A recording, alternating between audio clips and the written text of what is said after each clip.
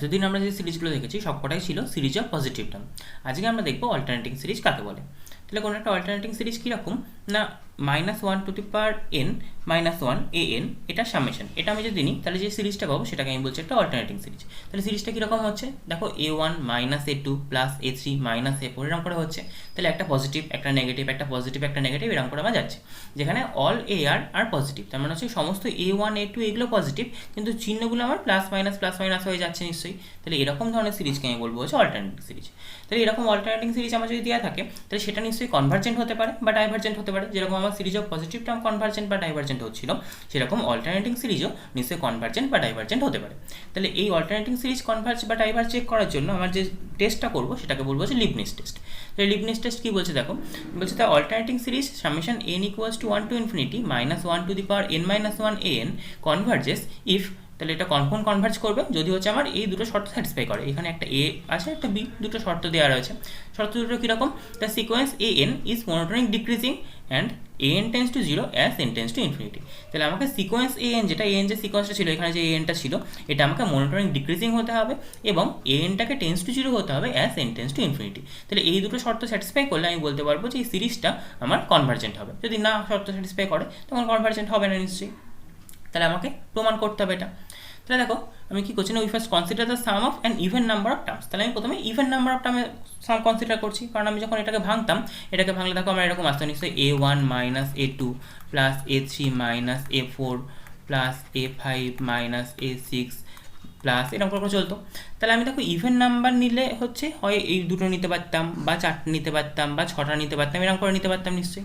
তাহলে even number গেলে আমার হচ্ছে এই প্লাসের আগে শেষ হতো, আর অড নাম্বার নিলে আমার মাইনাসের আগে নিশ্চয়ই শেষ হতো। তাহলে আমি প্রথমে ইভেন নাম্বার নিয়ে ক্যালকুলেট করছি, তারপর অড নাম্বার নিয়ে ক্যালকুলেট করবো। তাহলে ফার্স্টে যদি ইভেন নাম্বার নিয়ে ক্যালকুলেট করি, তাহলে ইভেন নাম্বার আমি s2n এই যোগফলটা নিচ্ছি। তাহলে s2n মানে কী হবে, a1 - a2 + a3 - a4 plus dot dot করে এখানে আমার নিশ্চয়ই লাস্টের টার্ম দুটো হবে a2n - a2n, এটা আমার হয়ে গেল s2nটা। তাহলে এবার আমাকে দেখতে হবে এই যে s2n এই সিকোয়েন্সটা মনোটোনিক ইনক্রিজিং হচ্ছে না ডিক্রিজিং হচ্ছে। তাহলে ইনক্রিজিং না ডিক্রিজিং দেখার জন্য আমি নিশ্চয়ই s2n + 2 - s2n এটা আমি বের করছি। তাহলে s2n + 2 দেখো কীরকম ছিল না, এই টোটালটা প্লাস নিশ্চয়ই আরও দুটো টার্ম এক্সট্রা থাকতো, a2n + 1 - a2n + 2 এই টার্ম দুটো এক্সট্রা থাকতো। তার থেকে আমি s2nটা বাদ দিচ্ছি, তার মানে নিশ্চয়ই এই বাকি সব কটা টার্ম কেটে যাবে, শুধু ওই দুটো টার্মই পড়ে থাকবে। কী কী পড়ে রইলো, একটা হচ্ছে a2n + 1 - a2n + 2 এই টার্মটা পড়ে রইলো আমার। তাহলে এবার দেখো এইটা আমি ইনক্রিজিং না ডিক্রিজিং বলতে পারবো। কী করে বলতে পারবো, যে আমি এই anটা বলা ছিল হচ্ছে ডিক্রিজিং, তাহলে যত আমার nটা বাড়ছিল তত anটা কম ছিল নিশ্চয়ই। তাহলে যেহেতু আমার এখানে 2n + 1 আর 2n + 2 এর মধ্যে 2n + 2টা বড়, তাহলে অবশ্যই নিশ্চয়ই আমি বলতে পারবো a2n + 2টা ছোটো হচ্ছে, যেহেতু মনোটোনিক ডিক্রিজিং। তাহলে a2n + 1 - a2n + 2 এটা আমার নিশ্চয়ই গ্রেটার দ্যান ইকুয়াল টু 0 হয়ে যাচ্ছে।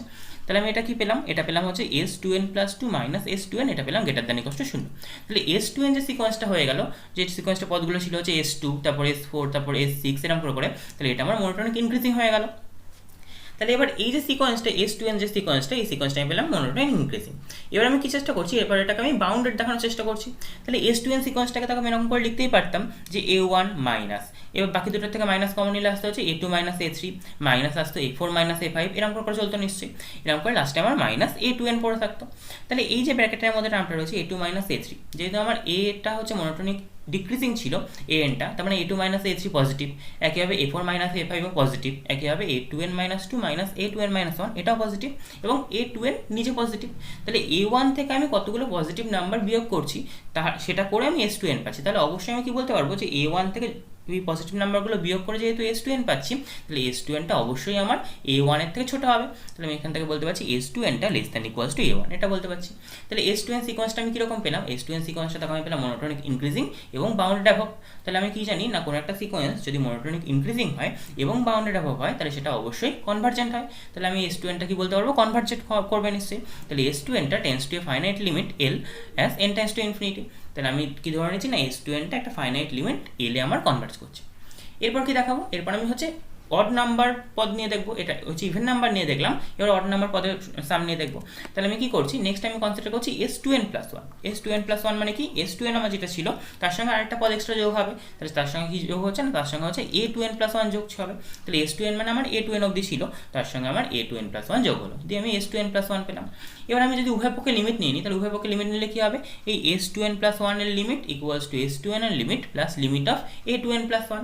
এবার আমার দেখো বলা ছিল, শর্তে বলা ছিল 2 নম্বর শর্তটায় যে an tends to 0 as n tense to infinity. তাহলে এখানে আমার a2n+1 এটাও নিশ্চয়ই টেন্স টু 0 হবে as n tense to infinity. তাহলে s2n এর লিমিট যা হবে s2n+1 এর লিমিটও নিশ্চয়ই এক হয়ে যাবে। তাহলে আমি s2n এর লিমিট যেহেতু l ধরে নিয়েছিলাম, তাহলে নিশ্চয়ই s2n+1 এর লিমিটও l হয়ে যাবে।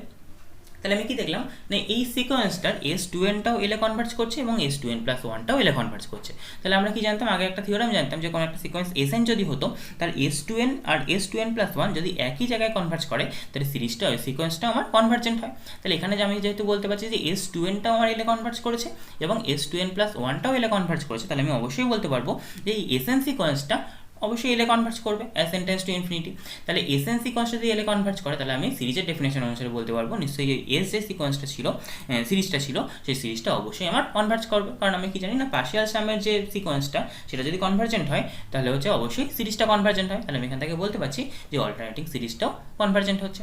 তাহলে এটা হচ্ছে আমার লিবনিজ টেস্ট। লিবনিজ টেস্টে তাহলে আমার কী কী চেক করতে হচ্ছে না, কোনো একটা কিছুর ক্ষেত্রে, কোনো একটা সিরিজের ক্ষেত্রে, সিরিজ অফ অল্টারনেটিং সিরিজের ক্ষেত্রে anটা আমাকে দেখতে হচ্ছে মনোটোনিক ডিক্রিজিং কিনা, এবং anটা টেন্স টু nটা টেন্স টু ইনফিনিটি হলে anটা টেন্স টু 0 হচ্ছে নাকি দেখতে হবে। তাহলে এই দুটো যদি স্যাটিসফাই করে, তাহলে আমি বলতে পারবো যে লিবনিজ টেস্টের মাধ্যমে ওই অল্টারনেটিং সিরিজটা কনভার্জেন্ট হচ্ছে।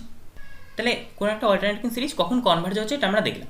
তাহলে এই যে কনভার্জেন্ট, এই কনভার্জেন্ট দু ধরনের হতে পারে। আমরা যখন পজিটিভ আর নেগেটিভ টার্ম একসঙ্গে নিয়ে কোনো একটা সিরিজ দেখছি, তখন আমরা দু ধরনের কনভার্জেন্স পাবো। একটা হচ্ছে অ্যাবসলিউটলি কনভার্জেন্স, আর একটা হচ্ছে কন্ডিশনালি কনভার্জেন্ট। অ্যাবসলিউটলি কনভার্জেন্ট কাকে বলে না, যখন কোনো একটা সিরিজের যে টার্মগুলো থাকবে তার অ্যাবসলিউট ভ্যালুর যোগফল নিয়ে যে সিরিজটা পাবো, সেটা যখন কনভার্জেন্ট হবে, তখন আমি সেটাকে বলবো অ্যাবসলিউটলি কনভার্জেন্ট। কীরকম না, ধরো summation n = 1 to infinity an, এটা আমার সিরিজটা ছিল। তাহলে এটাকে অ্যাবসলিউটলি কনভার্জেন্ট কখন বলতে পারবো, যদি মড অফ an এর সিরিজটা আমার কনভার্জেন্ট হয়, তখন এটাকে বলতে পারবো অ্যাবসলিউটলি কনভার্জেন্ট। আর কন্ডিশনালি কনভার্জেন্ট কখন বলবো না, কন্ডিশনালি কনভার্জেন্ট বলবো যদি শুধু সামেশন anটা কনভার্জেন্ট হয়, বাট তার মড নিলে যেটা পাবো সেই সিরিজটা যদি কনভার্জেন্ট না হয়, তখন আমি সেটাকে বলবো যে কন্ডিশনালি কনভার্জেন্ট। তাহলে কোনো একটা সিরিজ আমাকে দিয়ে দিল অল্টারনেটিং সিরিজ, যদি শুধু পজিটিভ টার্মের সিরিজ দেয়, তাহলে দেখো অ্যাবসলিউটলি কনভার্জেন্ট আর কন্ডিশনালি কনভার্জেন্ট সেম হয়ে যাচ্ছে। কারণ পজিটিভ টার্মের সিরিজ দিলে তার মড মানেও যা মান হবে, এমনিতেও তাই মান হবে, সেম হচ্ছে। যদি কোনো একটা অল্টারনেটিং সিরিজ দেয়, তখন আমাকে সেটা কনভার্জেন্টটা অ্যাবসলিউটলি হবে না কন্ডিশনালি হবে, সেটা দেখার জন্য কি করতে হবে, একবার ওই সিরিজটা দেখতে হবে কনভার্জেন্ট কিনা, সেটা আমি লিবনিজ টেস্ট দিয়ে দেখতে পারবো। আর একবার ওটার মড নিয়ে যে সিরিজটা পাবো, সেটা দেখতে হবে কনভার্জেন্ট কিনা, সেটা আমি আগে যেগুলো শিখেছি, মানে রেশিও টেস্ট বা কচি রুট টেস্ট বা কম্প্যারিজন টেস্ট, এই যেগুলো শিখেছি সেইগুলো দিয়ে আমি নিশ্চয়ই দেখতে পাবো কনভার্জেন্ট হচ্ছে নাকি। তাহলে এই দুটো ক্ষেত্রেই যদি দুটোই কনভার্জেন্ট হয়ে যায়, তাহলে আমি সেটাকে বলছি অ্যাবসলিউটলি কনভার্জেন্ট। আর যদি শুধু সামেশন anটা কনভার্জেন্ট হয়, কিন্তু মড অফ an এর সিরিজটা এটা যদি কনভার্জেন্ট না হয়, তখন আমি সেটাকে বলবো কন্ডিশনালি কনভার্জেন্ট। তাহলে একটা এক্সাম্পল নিয়ে দেখি। দেখো আমি এই যে সিরিজটা বলছি যে 1 - ½ প্লাস 1/3 মাইনাস 1/4 এরকম এই সিরিজটা বলছি। তাহলে এই সিরিজটা আমার কীরকম, এই সিরিজটা হচ্ছে -1 to the power n - 1 into 1/n। এই সিরিজটা নিশ্চয়ই এটা n = 1 to infinity। তাহলে এই সিরিজটা দেখো আমার অল্টারনেটিং সিরিজ। তাহলে এই সিরিজটা আমি যদি লিবনিজ টেস্টে দেখতে চাই, তাহলে আমার এখানে an মানে কত, an মানে হচ্ছে আমার 1/n। তাহলে এই 1/nটা দেখো, এটা আমার ডিক্রিজিং সিকোয়েন্স এবং anটা কী হবে আমার tends to 0 as n tense to infinity. তাহলে সুতরাং লিবনিজ টেস্ট দিয়ে বলতে পারবো যে এই সিরিজটা আমার কনভার্জেন্ট হচ্ছে। কিন্তু এটা যদি আমি মড নিতাম, এটা মড নিলে কী হতো, নিশ্চয়ই সবকটাটা মড চলে আসতো, আমার নিশ্চয়ই হয়ে যেত আমার এই সিরিজটা 1 + ½ + 1/3 + 1/4। তাহলে এই সিরিজটা আমি কীরকম, এই সিরিজটা আমি নিশ্চয়ই পেতাম যে সামেশন 1/n। তাহলে এটা দেখো আমি বলতে পারতাম এটা একটা পি সিরিজ, এখানে পি এর মান কত, পি এর মান 1। তাহলে পি সিরিজে পি এর মান 1 হলে সিরিজটা আমার ডাইভার্জেন্ট হয়। তাহলে আমার এখানে এই মড নিয়ে যে সামেশন যে সিরিজটা নিলাম, সেটা আমার ডাইভার্জেন্ট হলো, কিন্তু এমনি সিরিজটা আমার কনভার্জেন্ট হচ্ছে। তাহলে এটা আমি বলতে পারি যে এই সিরিজটা আমার কন্ডিশনালি কনভার্জেন্ট হচ্ছে। 1 - ½ + 1/3 এই সিরিজটা আমার তাহলে পেলাম কন্ডিশনালি কনভার্জেন্ট। এবার এই অ্যাবসলিউটলি কনভার্জেন্ট এবং কন্ডিশনালি কনভার্জেন্ট এদের মধ্যে যে রিলেশন আছে সেটা আমরা দেখব। তাহলে এখানে দেখো একটা থিওরাম বলেছে যে if the series summation n = 1 to n an of real constant is absolutely convergent, then it converges, and that is absolutely convergence of a series implies its convergence। তাহলে কোনো একটা সিরিজ যদি অ্যাবসলিউটলি কনভার্জেন্ট হয়, তাহলে সেটা অবশ্যই convergent হবে, কিন্তু উল্টোটা সত্য নাও হতে পারে। মানে সেটা যদি কন্ডিশনালি কনভার্জেন্ট হয়, তাহলে সেটা অ্যাবসলিউটলি কনভার্জেন্ট নাও হতে পারে। তাহলে আমাকে এখানে কি দেখাতে হবে, আমাকে ধরে নিতে হবে কোনো একটা সিরিজ অ্যাবসলিউটলি কনভার্জেন্ট। তার মানে কি না, তার মডের যে সিরিজটা সেটা কনভার্জেন্ট, আমাকে দেখাতে হবে মেন সিরিজটা কনভার্জেন্ট হচ্ছে। তাহলে সাপোজ আমি এখানে সিরিজটা ধরে নিচ্ছি হচ্ছে summation N equals to 1 to infinity A N, এই সিরিজটা ধরে নিয়েছি, এটা অ্যাবসলিউটলি কনভার্জেন্ট ধরে নিয়েছি। তাহলে অ্যাবসলিউটলি যেহেতু কনভার্জেন্ট, তার মানে এই মডের সিরিজটা নিশ্চয়ই কনভার্জেন্ট। তাহলে কোনো একটা সিরিজ কনভার্জেন্ট হলে আমরা ক্রাইটেরিয়া কি জানতাম, ডেফিনেশন হিসেবে কি জানতাম, যে মড অফ মানে n+1তম পদ থেকে n+p তম পদের যোগফল কচি ক্রাইটেরিয়া আমি যেটা জানতাম, তার লেস দেন হচ্ছে এপসাইলন হবে for all n greater than equals to n0 এবং p ইকুয়ালস টু 1 2 3, এটা জানতাম। তাহলে এখানে নিশ্চয়ই আমার n+1তম পদ নিশ্চয়ই mod of an+1 plus mod of an+2 এরকম করে নিশ্চয়ই মড অফ an+p, এটার মড লেস দেন আমি পাচ্ছি হচ্ছে এপসাইলন। আচ্ছা, তাহলে আমাকে কি দেখাতে হবে, কি আমাকে দেখাতে হবে হচ্ছে নিশ্চয়ই এই সিরিজটা এমনি কনভার্জেন্ট দেখাতে হবে। তাহলে দেখো কোনো একটা সিরিজ কোনো কনভার্জেন্ট কিনা দেখাতে গেলে আমি কি জানি না, আমি এখানে একটা দেখো প্রপার্টি এটা জানি যে mod of z1 plus z2 এটা লেস দ্যান ইকুয়ালস টু হয় হচ্ছে always mod z1 plus mod z2।